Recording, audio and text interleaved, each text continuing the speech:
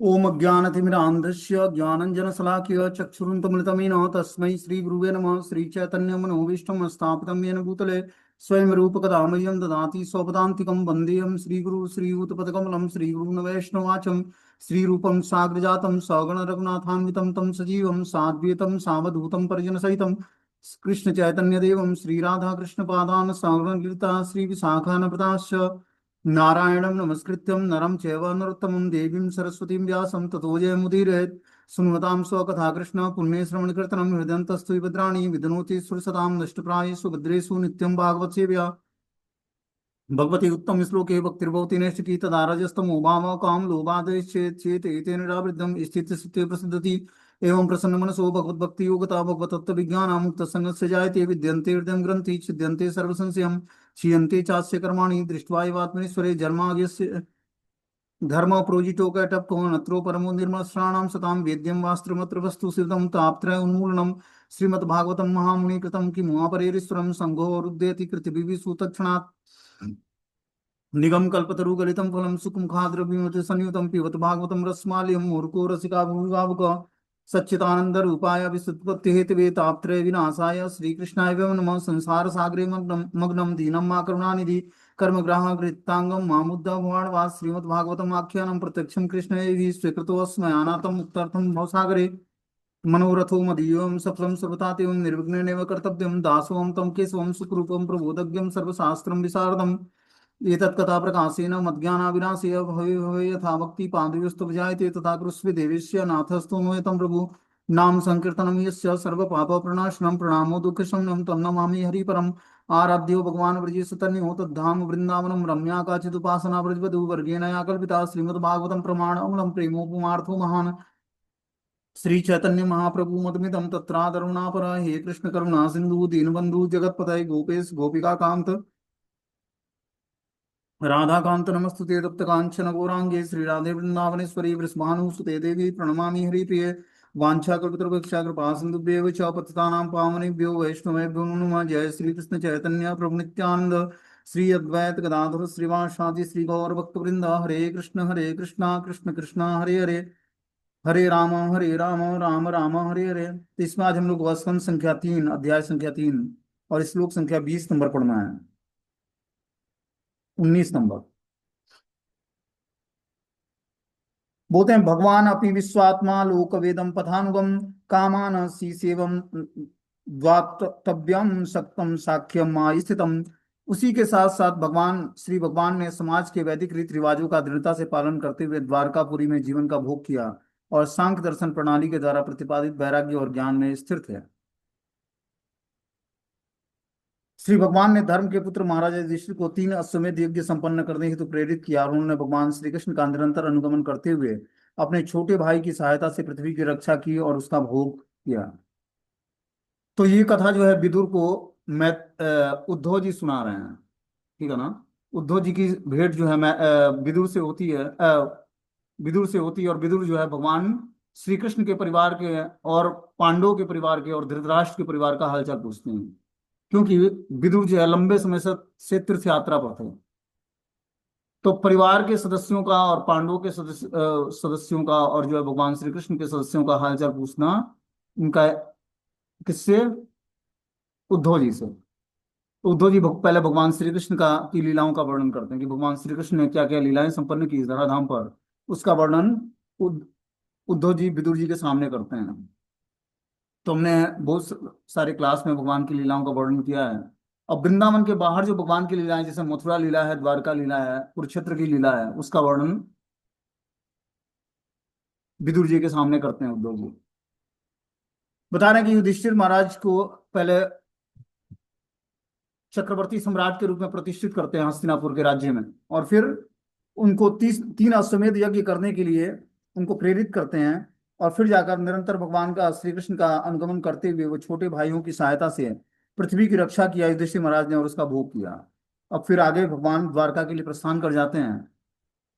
बोलते हैं उसी के साथ साथ श्री भगवान ने समाज के वैदिक रीति रिवाजों का दृढ़ता से पालन करते हुए द्वारकापुरी में जीवन का भोग किया। वे सांख्य दर्शन प्रणाली के द्वारा प्रतिपादित वैराग्य और ज्ञान में स्थिर थे। तो जब भगवान मनुष्य के रूप में आते हैं तो उस समय भी वो सच्चिदानंद रूप में होते हैं। लेकिन क्या है कि वो अपनी भगवत्ता को मेंटेन तो करते हैं, लेकिन एक पुरुष जैसा आचरण करते हैं।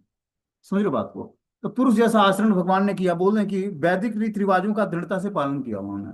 जो वेदों के रीति रिवाज हैं पारिवारिक जीवन को पालन पोषण करने के लिए और जीवन का भोग करने के लिए, उस रीति रिवाजों का भगवान ने भी पालन किया।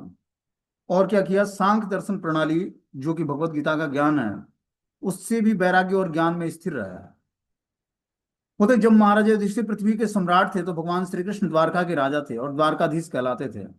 अन्य अधीन राजाओं की तरह वे भी महाराज युधिष्ठिर के शासन के अधीन थे। चक्रवर्ती सम्राट के अंतर्गत बहुत सारे राजा, मतलब पूरे विश्व के जितने भी राजा होते हैं सब चक्रवर्ती सम्राट के अंडर में होते हैं। जैसे हम समझ सकते हैं इसको एक तरह से एग्जाम्पल से कि एक देश का प्रधानमंत्री होता है, उसमें बहुत सारे राज्य होते हैं तो राज्य के मुख्यमंत्री होते हैं। तो राज्य के मुख्यमंत्री एज ए राजा होते हैं, और जो प्रधानमंत्री होता है वो क्या होता है, चक्रवर्ती सम्राट होता है। इस प्रकार युधिष्ठिर महाराज को भगवान ने चक्रवर्ती सम्राट बनाया और अपने द्वारकापुरी में के राजा बने, द्वारकाधीश कहलाए। अन्य अधीन राजाओं की तरह महाराजा युधिष्ठिर के शासन के अधीन थे भगवान भी, क्योंकि द्वारकापुरी के राजा थे। तो वो भी उन्होंने भी महाराज युधिष्ठिर के शासन के अधीन होकर अपना राज्य चलाया, द्वारकापुरी। यद्यपि भगवान श्री कृष्ण संपूर्ण सृष्टि के परम सम्राट हैं, किंतु जब तक वे इस धराधाम पर रहे उन्होंने कभी भी वैदिक आदेशों का उल्लंघन नहीं किया। भगवान जब इस मृत्यु लोक में आते हैं तो वैदिक नियमों का बहुत ही कड़ाई से पालन करके लोगों को ये दिखाते हैं कि किस तरह से वैदिक नियमों का हमें पालन करना है, एक आचार्य के रूप में। बोलते हैं क्योंकि ये मानव जीवन के लिए मार्गदर्शक होते हैं। सांख्य दर्शन नामक ज्ञान प्रणाली पर आधारित वैदिक सिद्धांतों के अनुसार नियमित मानव जीवन ही जीवन की आवश्यकताओं का भोग करने का असली मार्ग है। वैराग्य तथा लोक व्यवहार के ऐसे ज्ञान के अभाव में तथाकथित मानव सभ्यता खाने पीने और भोग विलास करने वाले पशु समाज से अधिक कुछ नहीं है।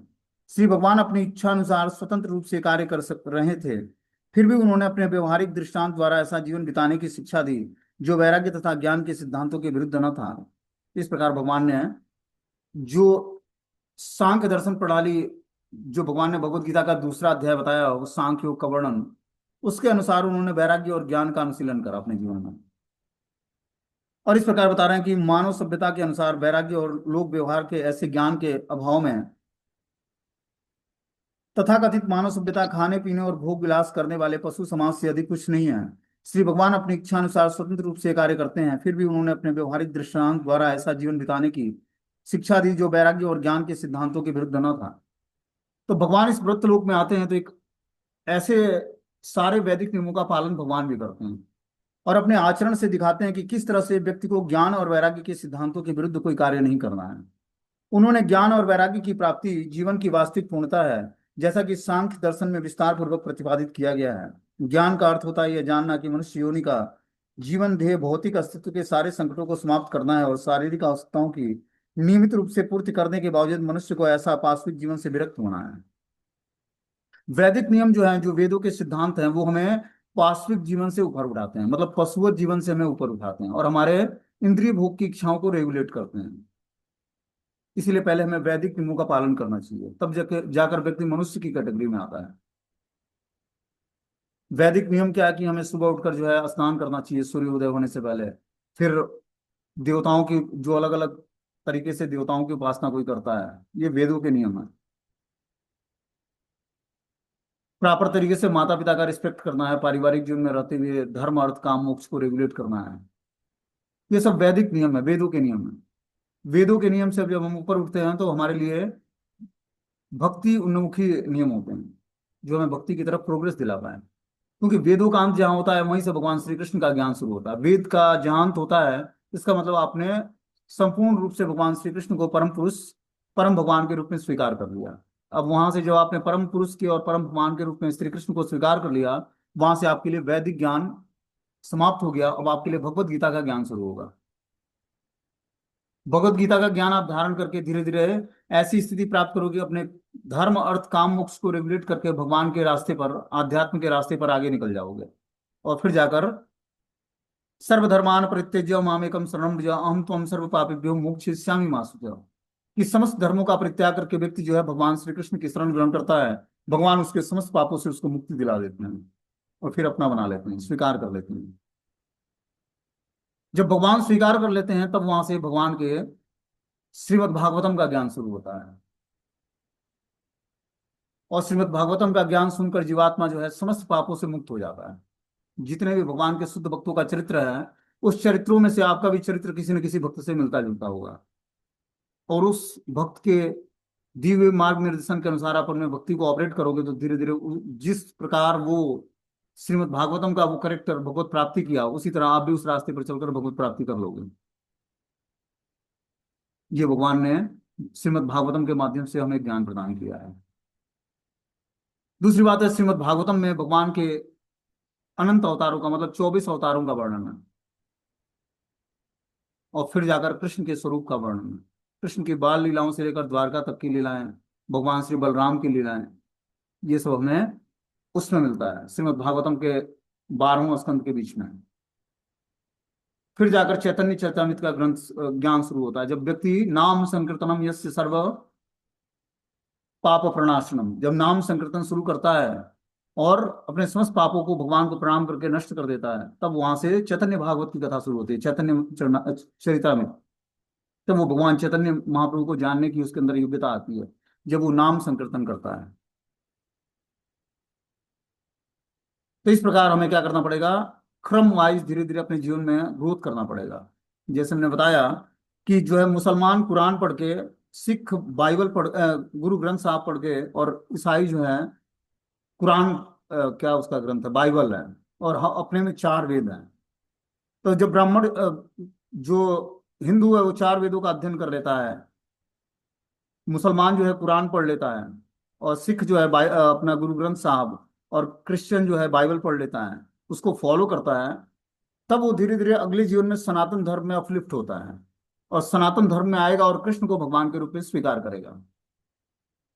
ये है ग्रेजुअली मनुष्य जीवन में ग्रोथ करने का तरीका।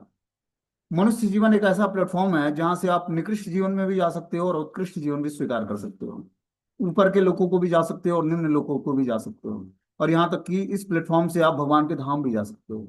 ऐसा भगवान ने ये प्लेटफॉर्म दिया। जैसे एक ही प्लेटफॉर्म पे बहुत सारी गाड़ियां आती है, कोई कोई सुपर फास्ट होती है, ठीक है ना, और कोई जनरल डिब्बे वाली लोकल ट्रेन होती है। तो भगवान ने ऐसा ये प्लेटफॉर्म दिया है, आप किस ट्रेन में बैठना चाहते हो और कैसी यात्रा करना चाहते हो, ये स्वतंत्रता भगवान ने आपको दिया हुआ है। अब उस स्वतंत्रता का उपयोग कैसे हमें करना है, इसके लिए हमें शास्त्र दिया भगवान ने। शास्त्रों को पढ़कर उस अपनी भगवान के द्वारा दी हुई स्वतंत्रता का सही उपयोग करना है। तब जाकर हम भगवान को और अपने को तत्व से जान पाएंगे कि हम भगवान के अंश हैं और भगवान परम भगवान हैं। और हृदय में हर जीवात्मा के परमात्मा रूप में बैठकर उसके चैत्य गुरु के रूप में उसको निर्देश देते हैं, और जीवात्मा उस गुरु के आदेश का पालन करके धीरे धीरे भगवत धाम के रास्ते पर आगे बढ़ जाता है।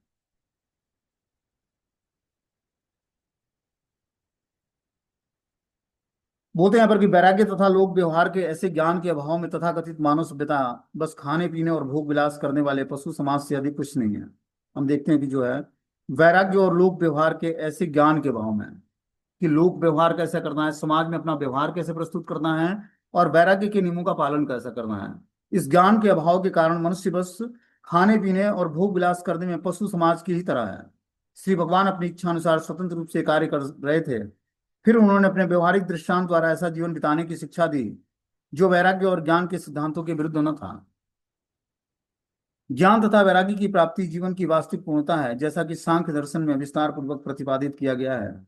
ज्ञान का अर्थ होता है यह जानना कि मनुष्य योनि का जीवन ध्येय भौतिक अस्तित्व के सारे कष्टों को समाप्त करना है, और शारीरिक आवश्यकताओं की नियमित रूप से पूर्ति करने के बावजूद मनुष्य को ऐसे पाश्विक जीवन से विरक्त होना है। शरीर की मांगों की पूर्ति करना पाश्विक जीवन है और आत्मा के उद्देश्य की पूर्ति करना मानव जीवन है। तो देखो बता रहे हैं यहाँ पर कि शरीर की मांगों की पूर्ति करना पाश्विक जीवन कहलाता है। शरीर की बहुत सारी डिमांड है, लेकिन जो डिमांड भक्ति के अनुकूल है वो पाश्विक जीवन के अंतर्गत नहीं आता है। अब शरीर पर वस्त्र चाहिए, शरीर को स्वस्थ रखने के लिए भोजन चाहिए, दिन में 3 बार स्नान चाहिए। तो ये सब चीजें जो एक्टिविटी हम शरीर को स्वस्थ रखने के लिए करते हैं, क्योंकि शरीर एक मंदिर है, इस शरीर से हम भगवान की सेवा करते हैं। तो शरीर को मेंटेन करना भी हर एक जीवात्मा का धर्म है। ऐसा नहीं कि शरीर को मेंटेन नहीं करना है, लेकिन अनवांटेड इच्छाओं को, शरीर को पालन करने के लिए अनवांटेड इच्छाएं पालन करना, वो जो है पाश्विक प्रवृत्ति है। जैसे व्यक्ति मैथुन जीवन का सहारा लेता है, या ज्यादा आहार लेता है, या ज्यादा निद्रा लेता है, तो ये जो चीजें हैं, या शरीर को को भय से रक्षा करने के लिए बहुत सारी व्यवस्थाएं करता है, ये सारी व्यवस्थाएं जो है उसको पार्श्विक जीवन की तरफ प्रोग्रेस दिलाती हैं। लेकिन जो शरीर की माइनर आवश्यकता है, जिससे शरीर स्वस्थ रहे, बुद्धि अच्छे तरीके से काम करे, जैसे मान लो कि व्यक्ति लंबे समय तक व्रत रखता है, तो व्रत रखने से क्या होता है, उसको वीकनेस आ जाती है और दिमाग भी कम काम करता है। तो इस प्रकार बता रहे हैं कि आत्मा के उद्देश्य की पूर्ति करना मानव जीवन की आवश्यकता है, लेकिन साथ में शरीर की मांगों की पूर्ति करना पार्श्विक जीवन है। तो शरीर की जो माइनर आवश्यकता है, जितनी आवश्यकता है उतना उसको देना पड़ेगा स्वस्थ रखने के लिए और उसको सुव्यवस्थित रखने के लिए, कि शरीर स्वस्थ रहे और सुव्यवस्थित रहे। देखो, हमारा जीवन धीरे धीरे ऐसा होना चाहिए कि हम बहुत ही व्यवस्थित जीवन जिएं और फिर अच्छे तरीके से भक्ति करने का प्रयास करें। हमारी जो भी आवश्यकताएं हैं, धन की आवश्यकता है या परिवार की आवश्यकता है, चाहे जो भी हमें आवश्यकता लगती है, उस आवश्यकताओं को हमें माइनर तरीके से पूरी करनी है, जिससे हमें इंद्रिय भोग से बचना है, लेकिन आवश्यकताएं भी हमारी पूर्ति होते रहे। ऐसा नहीं कि धन नहीं कमाना है, या परिवार का पालन पोषण नहीं करना है, या शरीर से को स्वस्थ नहीं रखना है, या इसको मेंटेन नहीं करना, सब कुछ करते हुए और भक्ति को मेंटेन करना है, क्योंकि ये भी भक्ति के पार्ट हैं। पहला है स्वास्थ्य, फिर है साधना। जब तक हमारा स्वास्थ्य ठीक नहीं होगा, तब तक हमारी साधना अच्छे तरीके से नहीं होगी। तो स्वास्थ्य को ठीक रखने के लिए हमें कुछ योगा करना पड़े, या फिर कुछ जो भी एक्टिविटी करनी पड़े जिससे शरीर स्वस्थ रहे, तो हमें निश्चित रूप से करना चाहिए। लेकिन सुबह उठने के साथ फर्स्ट प्रायोरिटी में भक्ति को देना चाहिए। ठीक है ना। और योग की पूर्णता तो इसी में कि आप जो है प्राणायाम की मुद्रा में बैठो और सामने तुलसी महारानी को रखो और बैठकर जो है आसनी लगाओ, और नीचे बैठकर जमीन पर बैठ के महामंत्र का जाप करो, रीढ़ की हड्डी सीधा कर दे। सारे योग उसी में समाहित हैं। आपका शरीर भी स्वस्थ हो जाएगा, आत्मा भी प्रसन्न होगी, और मन भी स्वस्थ, धीरे धीरे पवित्र हो जाएगा, और बुद्धि भी सही तरीके से कार्य करेगी। तो अलग से आपको योग करने की आवश्यकता नहीं पड़ेगी, इसी से शरीर स्वस्थ रहेगा, डाइजेशन भी ठीक रहेगा और शरीर भी स्वस्थ रहेगा। इस प्रकार हमें शरीर को मेंटेन करते हुए अपनी साधना को धीरे धीरे स्ट्रांग करना है, और अपने आहार निद्रा भय, आहार निद्रा हमारा अगर जो पवित्र होगा, तो हमारा भय और मैथुन जीवन धीरे धीरे समाप्त हो जाएगा। क्योंकि जितना ही हम पवित्रता से भोजन बनाएंगे, पवित्रता से ग्रहण करेंगे, पवित्रता से भगवान को भोग लगाएंगे, उतना ही हमारे धीरे धीरे जो है काम वासनाएं हमें सताना बंद कर देंगे। और यही सबसे बड़ा रोग है भक्तिमय जीवन में बढ़ने के लिए। क्योंकि काम जो रोग है, जो सेक्सुअल इच्छाएं हैं व्यक्ति को स्पिरिचुअल लाइफ में प्रोग्रेस नहीं करने देती हैं, और इसी पर विजय प्राप्त करना है। इस पर जो विजय प्राप्त कर लेगा, वो भगवत रास्ते पर आगे बढ़ जाएगा, चाहे वो स्त्री शरीर में हो या पुरुष शरीर में हो। क्योंकि काम वासनाएं बहुत लंबे समय तक व्यक्ति का पीछा करती हैं, यहाँ तक कि बुढ़ापे में भी साथ नहीं छोड़ती हैं। सब साथ छोड़ देगा, अपनी इंद्रियां काम नहीं करेंगी, चमड़े में झुर्रियां पड़ जाएंगी, आंख धस जाएगा, बाल गिर जाएगा सर से, लेकिन काम वासना शरीर से नष्ट नहीं होती है। इस वासनाओं को नष्ट करने के लिए पवित्र भोजन, पवित्र परिवेश और पवित्र तरीके से निद्रा लेनी पड़ेगी, तब जाकर ये धीरे धीरे काम वासनाएं पीछा छोड़ेंगी हमारा। क्योंकि इसी के कारण भगवान के धाम से विमुख होकर जीवात्मा इस भौतिक संसार में आकर भोग करने की टेंडेंसी लेकर आता है। समझ रहे बात को। इसी को बस जीवात्मा पवित्र कर ले, जो स्त्री पुरुष का आकर्षण है आपस में, उसी को भगवान के प्रति आकर्षण कर देना है बस। गृहस्थ जीवन बेकार जीवन नहीं है। गृहस्थ जीवन में आकर्षण का केंद्र भगवान होनी चाहिए हमारे। तब आपका जीवन बहुत ही पवित्र हो जाएगा और घर ही आनंदमय हो जाएगा, आनंद का वातावरण हो जाएगा। 2 मिनट का वो शारीरिक संबंध जो आनंद प्रदान करता है, उससे करोड़ों गुना आनंद जो है घर में संकीर्तन करने से और स्त्री पुरुष दोनों मिलकर भगवान की सेवा करने से प्राप्त होने वाला है। लेकिन क्या करता है व्यक्ति, क्षणिक सुख के लिए क्या करता है, स्त्री पुरुष का आकर्षण होता है, और व्यक्ति इंद्रिय तृप्त करके फिर घृणा हो जाता है उससे। इसलिए हमें इस वासनाओं से पर विजय प्राप्त करना है। इस वासनाओं पर विजय प्राप्त करने के लिए हमें अपने आहार को बहुत ही पवित्रता से लेना पड़ेगा। जब हम भोजन करें या भोजन बनाएं, या जब सामान लेने जाएं या धन कमाएं, तो बहुत ही पवित्रता से धन कमाकर उस पवित्र, देखो मान लो कि धन का हमारा दो चार स्रोत है।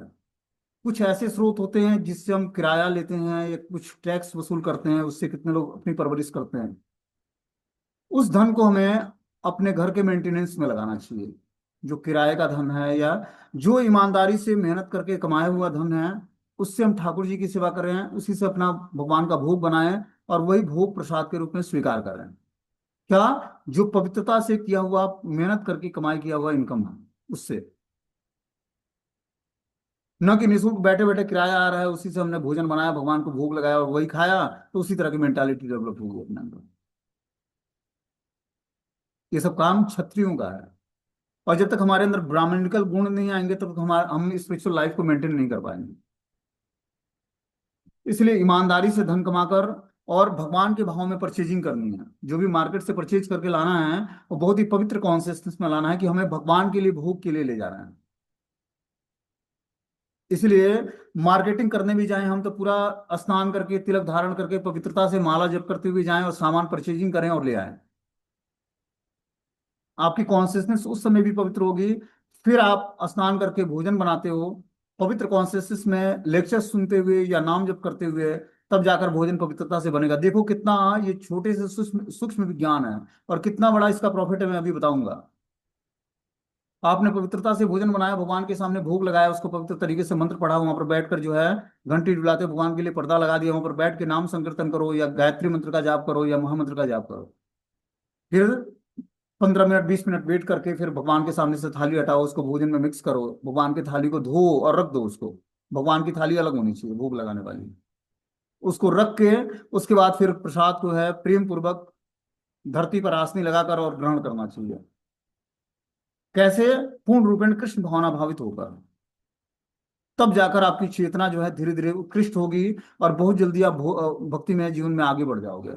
ऐसा नहीं कि 8-10 लोग बैठे हैं भौतिकतावादी व्यक्ति के साथ भोजन कर रहे हैं, बातचीत वही चल रही है सब। आप थोड़ा सा परहेज करना पड़ेगा। जैसे मान लो कि हम लोग के घरों में सभी लोग भक्त नहीं होते हैं, तो अपने के भक्ति को देखो, हमें रहना उसी परिवार में है, उसी माता पिता के साथ, उसी पति पत्नी के साथ, सब कुछ। वो लोग भगवान के भक्त नहीं है। अब उस परिस्थिति में हम मेंटेन कैसे करें, ये हमें जानना पड़ेगा। हर जगह अपने स्मार्टनेस का प्रयोग करना पड़ेगा।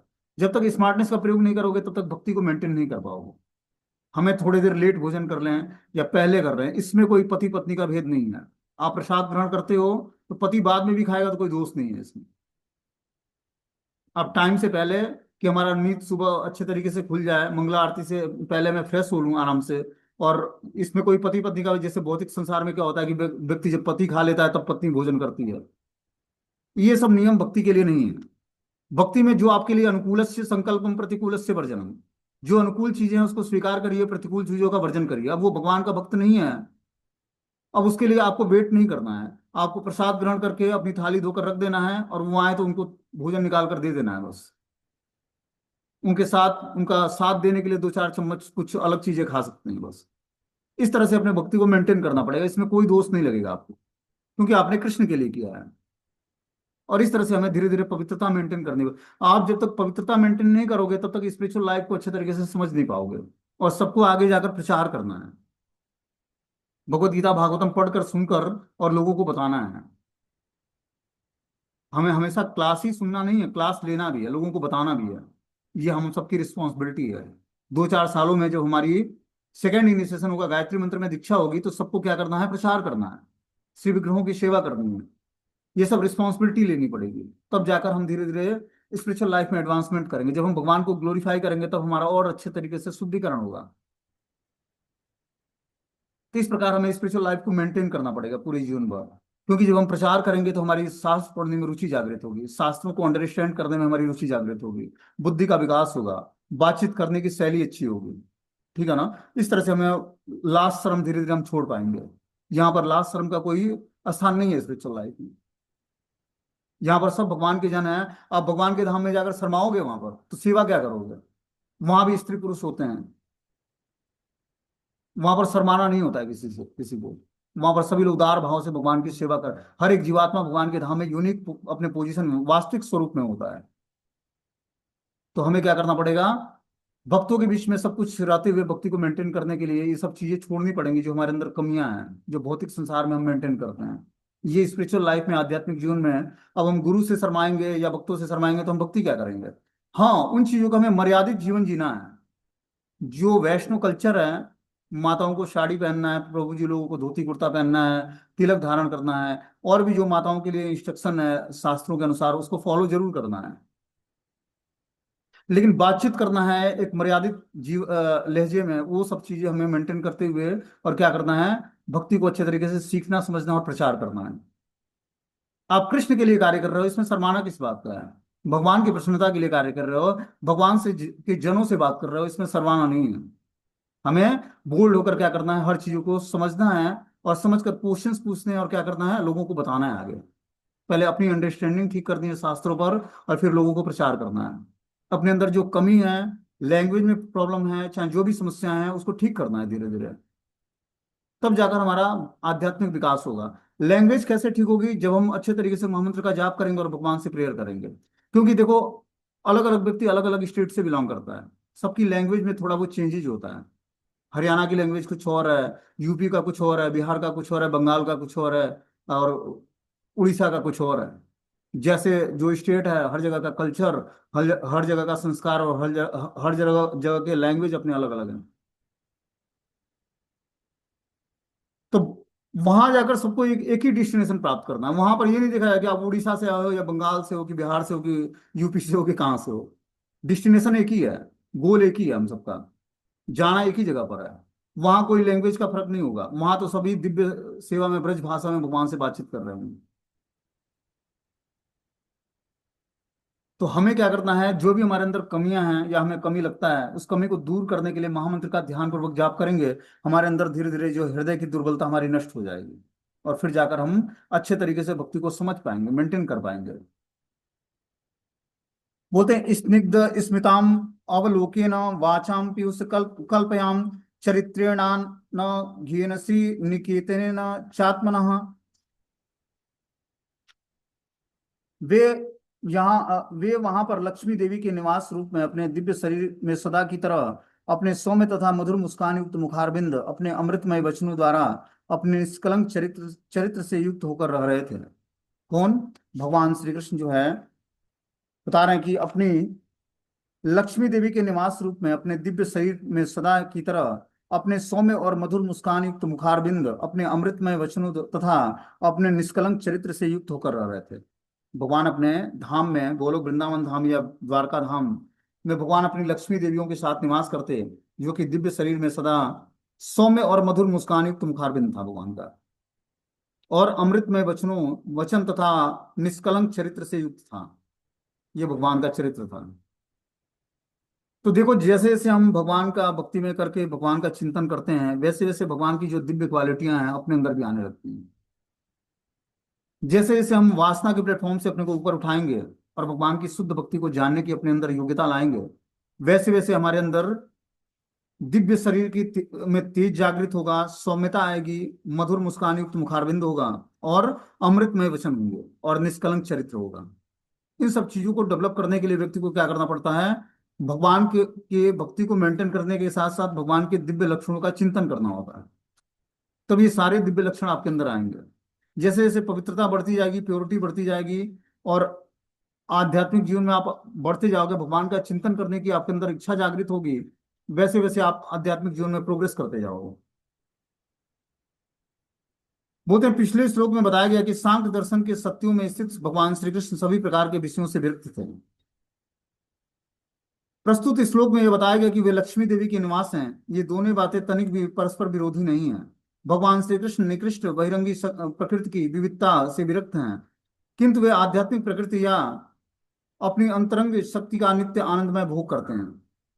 क्या बता रहे हैं यहाँ पर? कि सांख्य दर्शन के सत्यों में स्थिर भगवान श्री कृष्ण सभी प्रकार के विषयों से विरक्त थे। जो सांख्य दर्शन है, क्या? आत्मा और शरीर का ज्ञान। उस ज्ञान में भगवान स्थिर होकर समस्त प्रकार के विषयों से विरक्त थे भगवान।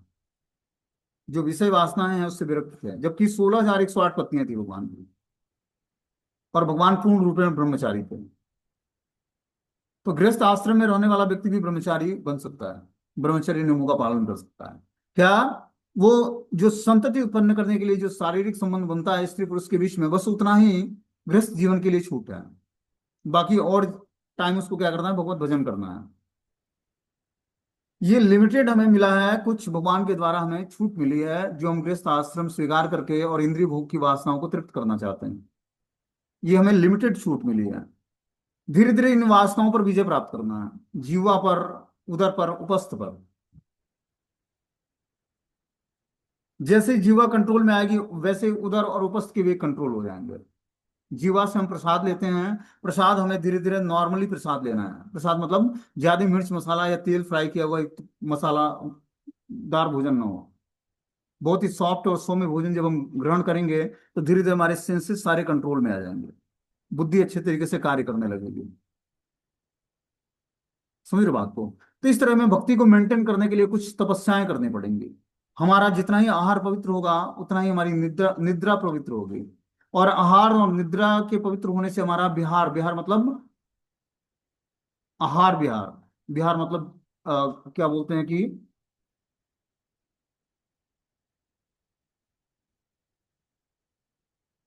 आहार और विहार, विहार मतलब घूमना या लोगों से बातचीत करना, ये सब चीजें बिहार के अंतर्गत। बिहार मतलब एक नॉर्मली सामाजिक स्तर पर बोल सकते हैं कि सामाजिक स्तर पर जो हम व्यवहार करते हैं या उठते बैठते खाते पीते चलते सोते हैं सब कुछ करते हैं, एक्टिविटी करते हैं, वो सारी चीजें हमारी बिहार के अंतर्गत आती है, वो पवित्र हो जाएगी। जैसे ही हमारा आहार पवित्र, वैसे ही हमारा चिंतन पवित्र, वैसे ही हमारा एसोसिएशन पवित्र होने लगेगा धीरे धीरे।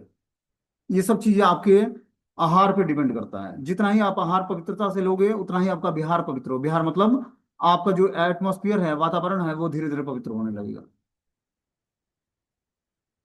और आहार निद्रा के पवित्र होने से, हमने बताया कि आहार विहार पवित्र होने से निद्रा पवित्र होगी, निद्रा के पवित्र होने से धीरे धीरे हमारा पूरा जीवन पवित्र हो जाएगा। हम भय और मैथुन जीवन से बिल्कुल निवृत्त हो जाएंगे। और जैसे ही इस दो लक्षणों से निवृत्त हुए, भय और मैथुन जीवन से, वैसे ही आपको शांत प्रिय जीवन मिल जाएगा। ये सब एक के बाद एक क्रमिक विकास है आध्यात्मिक जीवन में। आपका लाइफ बहुत ही पीसफुल हो जाएगा, बहुत ही पवित्र हो जाएगा। और जो है बहुत ही शांत हो जाओगे, माइंड अच्छे तरीके से कार्य करने लगेगा। काम वासना क्या करती है, व्यक्ति के माइंड को ग्रस्त कर लेती है और तमोगुण में भेज देती है। वो सोचने विचारने की क्षमता खो देता है, उसका इंटेलिजेंस जो है डल पड़ जाता है, मंद पड़ जाता है, उसका विचार पवित्र नहीं होता है। तो इसलिए हमें क्या करना पड़ेगा, आहार और निद्रा दो चीजों को पवित्र करना पड़ेगा। आहार हमारा तभी पवित्र होगा जैसे हमने बताया कि भोजन कैसे बनाना है और कैसे उसको यूज करना है। निद्रा को पवित्र कैसे करनी है, निद्रा को पवित्र करने के लिए हमें जब हम रात को सोने जाएं तो बहुत ही पवित्रता तरीके से स्नान, हमारा शरीर पवित्र होना चाहिए, चंदन लगा होना चाहिए, पवित्र बिस्तर होना चाहिए। हमें भगवान का चिंतन करने से पहले सोने से पहले कुछ स्तुति पाठ करनी चाहिए भगवान की, कुछ नहीं तो भगवत गीता के 2 श्लोक पढ़े, उसके तात्पर्य को पढ़ के और सोना चाहिए। इस प्रकार जब हम करेंगे तब जाकर हमारा धीरे धीरे जीवन पवित्र होगा। रात्रि के पवित्र होने से हमारा सुबह पवित्र होगा, सुबह के पवित्र होने से पूरा दिन पवित्र होगा। और फिर शाम को जब हम भगवान की आरती या भोग जो भी करते हैं, जो संध्या टाइम होती है, संध्या टाइम को पवित्र कर लेंगे तो फिर से रात्रि को हमें आध्यात्मिक एक्टिविटी करने में कोई अवरोध उत्पन्न नहीं होगा। और इस प्रकार अपने जीवन को रोज हमें एक ऐसे शिकंजे पर कस लेना है कि हमारा एक एक पल जो है भगवान की भक्ति में धीरे धीरे जुट सके, एकाग्र हो सके। तब जाकर आप धीरे धीरे आध्यात्मिक प्रोग्रेस करोगे, क्योंकि 24 घंटे निरंतर भगवान की सेवा में अपने जीवन को लगाना है। और ये कला हमें धीरे धीरे अपने मन बुद्धि को एकाग्र करके 24 घंटे भगवान की सेवा में एंगेज कैसे करना है, अलग अलग एक्टिविटी करते हुए। कोई भी कार्य त्यागने नहीं, ऐसा नहीं कि परिवार का पालन पोषण छोड़ देना है या जॉब बिजनेस छोड़, ऐसा कुछ नहीं है। सब कुछ करते हुए एकाग्रता भगवान में स्थिर रखनी है मन बुद्धि को। ये स्मार्टनेस हमें सीखना पड़ेगा। और ये स्मार्टनेस तभी आएगी जब आप हरे कृष्ण मंत्र को ध्यानपूर्वक जप करोगे और आध्यात्मिक एक्टिविटी करते हुए शास्त्रों की बारीकियों को समझोगे। तब आपके अंदर ये स्मार्टनेस आएगी कि आप धीरे धीरे जो है स्पिरिचुअल लाइफ को कैसे 24 घंटे और 365 दिन मेंटेन करके पूरे जीवन इसको अच्छे तरीके से ऑपरेट कर पाओगे। ये कला हमें सीखनी पड़ेगी। जब हम बारीकी से शास्त्रों का अध्ययन करेंगे, शास्त्रों को सुनेंगे और महामंत्र का ध्यानपूर्वक जप करेंगे तो ये हमारे अंदर एक्टिविटी, ऐसी एक्टिविटी करने की इच्छा जागृत होगी और इसके लिए भगवान हमें शक्ति प्रदान करेंगे। बोलते हैं पिछले श्लोक में बताया गया है कि सांख्य के सत्यों में स्थिर भगवान श्री कृष्ण सभी प्रकार के विषयों से विरक्त थे।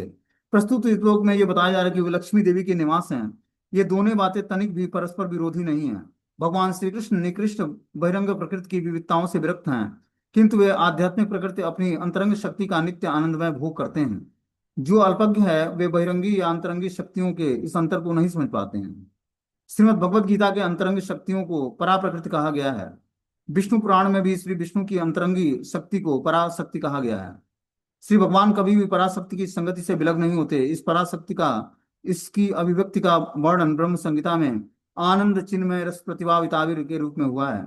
श्री भगवान नित्य आनंदमय हैं और ऐसे दिव्य आनंद से प्राप्त होने वाला आस्वादन से ज्ञात है कि बहिरंगा शक्ति की विविधताओं के निषेध के लिए यह आवश्यक नहीं कि आध्यात्मिक जगत के सकारात्मक दिव्य आनंद का निषेध किया जाए।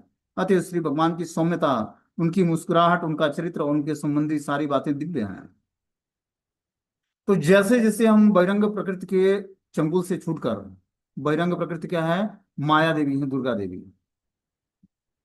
उनके चंगुल से छूटकर भगवान श्री कृष्ण की शरण ग्रहण करते हैं, भगवान की अंतरंग शक्ति श्रीमती राधा रानी की शरण ग्रहण करते हैं, वैसे वैसे हमारे अंदर सौम्यता, मुस्कुराहट, दिव्य चरित्र और सारे सारे लक्षण दिव्य आने लगते हैं।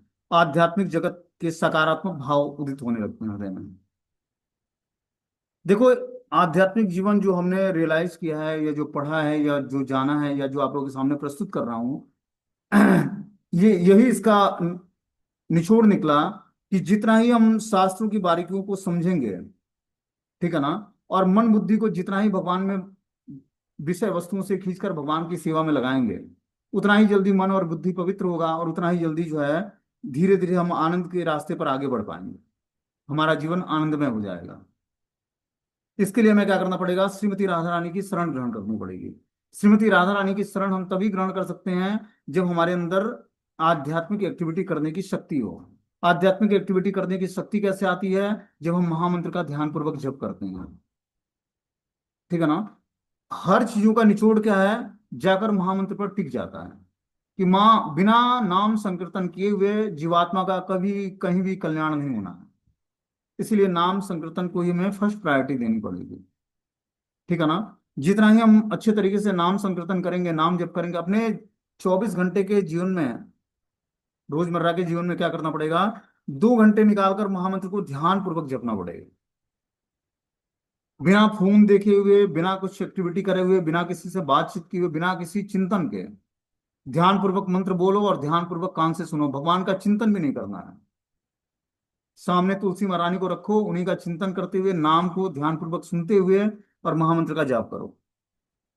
मंदिर का रूम अंदर से बंद कर लो। 2 घंटे के लिए बिल्कुल रिजर्व। आपके पास आधे घंटे का टाइम है, 1 घंटे का टाइम है, 1 घंटा जप करो, 1 घंटा बाद में कर लो, लेकिन बहुत ही कंसंट्रेशन और एकाग्रता के साथ, बहुत ही पवित्रता के साथ। क्योंकि धीरे धीरे स्पिरिचुअल लाइफ में हमें गंभीरता लानी है। गंभीरता तभी आएगी कि अपने टाइम बार को हमें सेट कर लें कि 7 बजे से 8 बजे तक जपा करना है, तो रेगुलर बेसिस उसी टाइम पर जपा करना है। रेगुलर प्रॉपर आस्ती लगाओ, सामने तुलसी महारानी को रखो, बैठो और प्रॉपर महामंत्र का उच्चारण करते हुए कान से सुनो। चिंतन करना है तो तुलसी महारानी को सामने रखो, उन्हीं का चिंतन करो। इस प्रकार जब हम प्रैक्टिस करेंगे तब जाकर धीरे धीरे हमारे अंदर आध्यात्मिकता का वास्तविक स्वरूप हमारे अंदर प्रकट होगा। तब हम अध्यात्म के रास्ते को जान पाएंगे, कितना इंपॉर्टेंट हमें ये बहुमूल्य धरोहर मिला है भगवान की तरफ से। ठीक है, हरे कृष्णा। ये मीटिंग क्लोज हो जाएगा। नेक्स्ट क्लास कल होगा, कुछ हमें काम है तो जाना है हमें तो।